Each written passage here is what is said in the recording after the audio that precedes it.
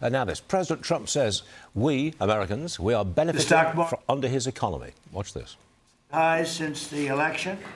So 68 days, we hit all-time highs. The average 401k is up almost $30,000 since I took office.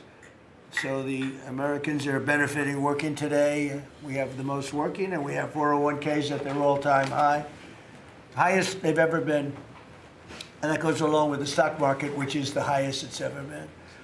Under my most favored nation agreements, this is something that I wish the media would talk about, because to me it's one of the biggest things ever to happen in our country. Okay, big deal.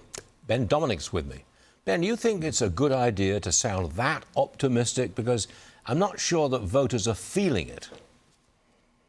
You know, one of the things you've talked about, Stuart, and I think that you're completely correct about this, is that the upper half of our economy, people who are experiencing the highs and lows of the moment, primarily through the stock market, those are the people who feel the most bullish about our economy. They feel like things are very good. In fact, you can see this breakdown in various polling when you look just at the age range, where basically people under 45 think the economy is fair to poor, while people who are over 45 think that it's actually quite good or even excellent. And that's because they're experiencing things very differently. That inflation rate that you're talking about is touching, young families and people who are in that younger set a lot more than people who are in the older set who see what's going on within the stock market. The president is fine to tout that kind of thing, but I don't think that they should do any whistling past the graveyard here. The concerns about the economy are really damaging Republicans, and they are a real Achilles heel for the entire Republican Party headed into these midterms,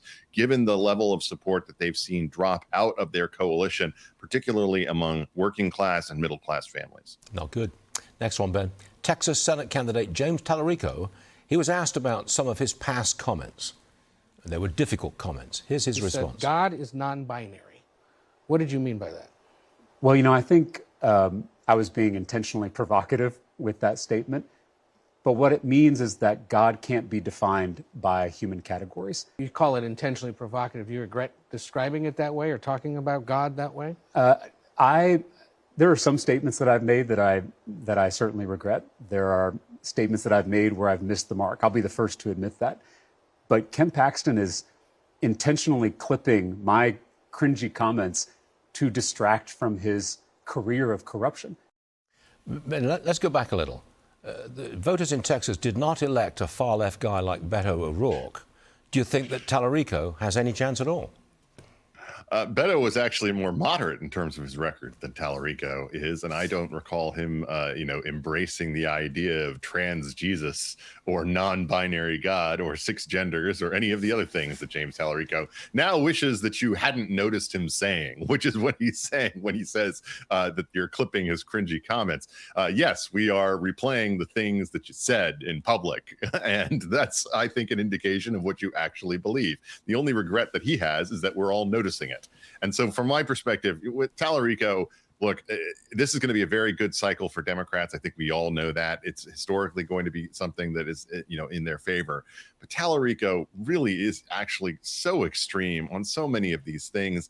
It's hard to see him playing in the kind of places he would need to in order to make this race competitive. I would like him to take these ideas, these fanciful religious ideas that he has, and see how they play in the Valley, because I do not think they will be quite welcome there. I thought you were going to say something rude.